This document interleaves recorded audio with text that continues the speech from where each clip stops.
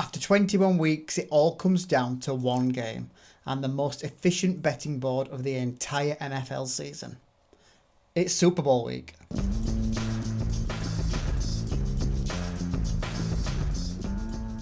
It's finally here, one game left, and in San Francisco we'll crown the 2026 Super Bowl champions. Will it be the New England Patriots or the Seattle Seahawks? So here's the setup for the final game of the season. A £100 kitty, split the same way we've done all year, 60, 30, 10. One main play, one secondary angle, one final huge wildcard. This is a bet builder, but it's not a lottery ticket. Every leg is doing a specific job. First up, the adjusted spread. Seattle Seahawks plus 3.5 points. This isn't a pick'em, it's protection. In a Super Bowl with two well-matched teams, margins matter, and this keeps us alive deep into the fourth quarter. From there, everything else is about distribution, not dominance. Tre'Veon Henderson over 18.5 rushing yards. That's not a workload bet, it's a usage bet.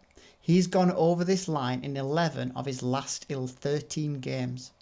One or two design runs, a couple of carries in space, and we're nearly home.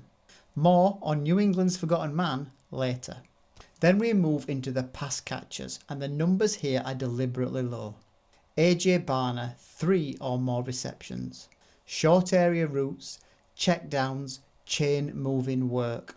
Seattle are staying competitive, so this role is live all game.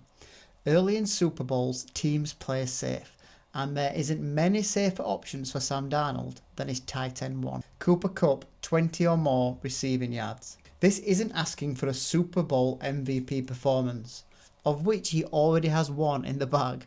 This is asking for involvement. One or two early touches, a third down conversion, job done. The same logic applies to these two on the other side of the ball. Kayshon Boutte, 20 or more receiving yards. The Boutte train has rolled into the winner's station many times for us this season, and we look to him for one more ride. Defined role, clear usage, low threshold. Mac Hollins, 20 or more receiving yards. Back at full fitness, season-long stats have beaten this line time and time again. High snap count, situational involvement, and again, we're not asking for volume, just presence. Put it all together, and this is what the bet actually says. Both teams stay in the game, and the ball gets shared the way it normally does in a Super Bowl. No one leg needs to spike, nothing heroic is required. If the game behaves normally, this stays alive. Now for the 30, and this one is all about quarterback control. There have been questions around Sam Darnold ever since last season, particularly after that playoff exit with the Vikings, where the moment looked like it got a little big for him. That doesn't just disappear. Quarterbacks carry that until they answer it. But last week, he did. In a pressure spot, on a big stage, he didn't shrink, he controlled the game. He was calm, decisive, and comfortable running the offense. And that matters, because this 30 isn't asking him to be spectacular. It's not asking for a legacy performance. It's asking him to be composed. So here is our Sam Darnold game script. 25 or more passing attempts, 20 or more completions, 225 or more passing yards, and at least one passing touchdown. Add in over 6.5 rushing yards, which is a scramble here, a broken play there, and you've got a quarterback fully involved. That's not a ceiling game, that's a controlled Super Bowl performance.